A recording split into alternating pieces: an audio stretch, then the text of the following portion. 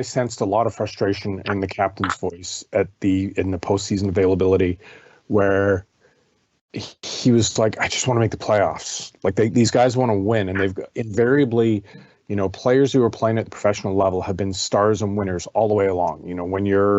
When you're 14 or 15 years old and you're that talented, you're probably, winning championships and cups and tournaments based on your own skill. And then you go to junior, and a lot of these guys are involved in programs like the World Juniors.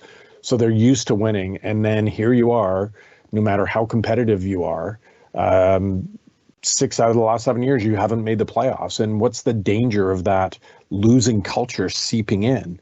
And I think it's a fascinating story. You look at Edmonton, you look at Connor McDavid, who last night for the first time kind of pointed the finger at his not necessarily his goaltender, but certainly the defensive part of their game by saying, you score 4 goals, it should be enough to win a game.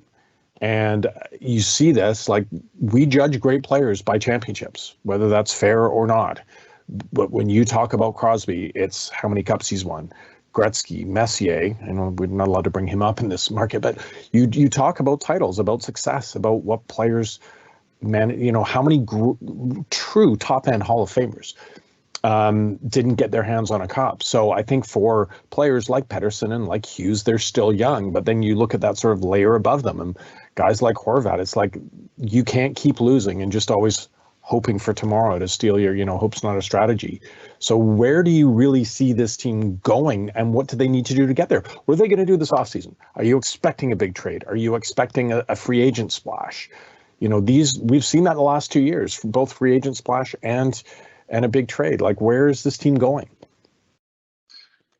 I would expect that they are going to try for a big trade this summer. I found myself thinking, as you talked a bit about Bo Horvat and what he had to say and his frustrations and the lessons perhaps from Edmonton. I thought back to a thing I wrote 3 summers ago. It was the first anniversary of Trevor Linden's dismissal.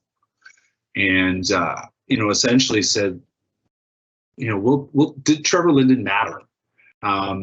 Did whatever, the change of bringing him in and saying, well, ownership wasn't happy with Gillis and we want to take things in a new direction, and our president this new president is offering a new sort of approach, a new plan.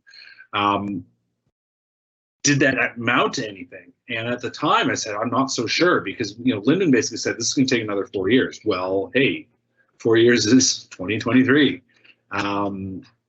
They obviously were close in 2020, then COVID came, but it was no guarantee that team was actually making the playoffs. For all the sort of fun, good work they did, they still were only a bubble team when everything stopped. And don't forget, at that point, they'd lost Jacob Markstrom, and they were going to have to lean on Thatcher Demko, and Demko was having some struggles at that point. So, they made the playoffs, and that, to their credit, they made the playoffs in pretty, weird, I'm hesitant to say difficult, but challenging circumstances. And they tried hard, and they wanted to be there, and they put their best foot forward. But then they weren't, management, for a variety of reasons, both through their own poor decision making, and then also just a foot being put down on the budget from ownership. They weren't able to sort of exploit the growth they had there. Took a huge step back.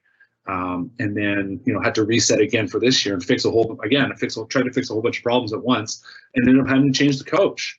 Now they found the right coach for the moment, but forward progress requires method and planning and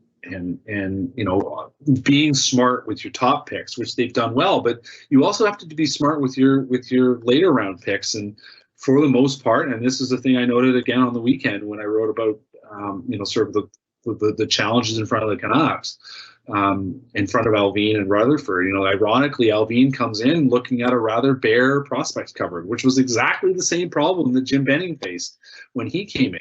And, he did make some good and picks. Mike Gillis. Yeah, but he made some good picks, but in the end, a lot of those guys aren't playing here, and not for anything. Jared McCann has become a useful center, and Gustav Forsling was a guy that was discarded and has become a decent player in Florida. And you know, obviously I mentioned Tryamkin already, and who knows what he really would have turned into. But you know, it was again notable to me that Trent Cull was on the radio this morning, essentially criticizing the Adam Gaudette process, saying he was in the NHL too fast. He should have had a couple of years in the AHL, which was supposed to be the plan. Well, that was also really, if you want to talk about it, probably where Virtanen and McCann should have been. They were rushed, and there was this endless effort to rush and rush and rush, and so they misfired on all these picks as a result. And here we are, and the lesson is back to where it's going to be. You have to be a bit more methodical. You have to be, you know, you have to hit on every signing you make. You know, there are 32 teams in the NHL now. 16 teams don't make the playoffs. It's actually a hard league now to make the playoffs, and you can't sort of luck in. You first of all, it's really hard to luck into the playoffs. It's almost impossible. And then once you get there, it's next to impossible to luck into any success. And you know, I think that's the reality here. And I totally get why Bo Horvat's frustrated, because I can, you know, he's a guy that's been around this for a long time, and he's a smart guy. And you know, when he steps back and looks at it all, he can see where all the missteps will probably have been. He wouldn't probably admit to them publicly, but you know, you can understand why he expresses frustrations. That he knows that your career is only so long, you get only so many opportunities, and a lot of those opportunities have gone out the window already for him. Yeah, that's a great point you bring up, especially with the later on draft picks. If you look at that 2011 team, certainly you had the success of the very high picks with the Sedins. You have the glitzy acquisition with a guy like Luongo.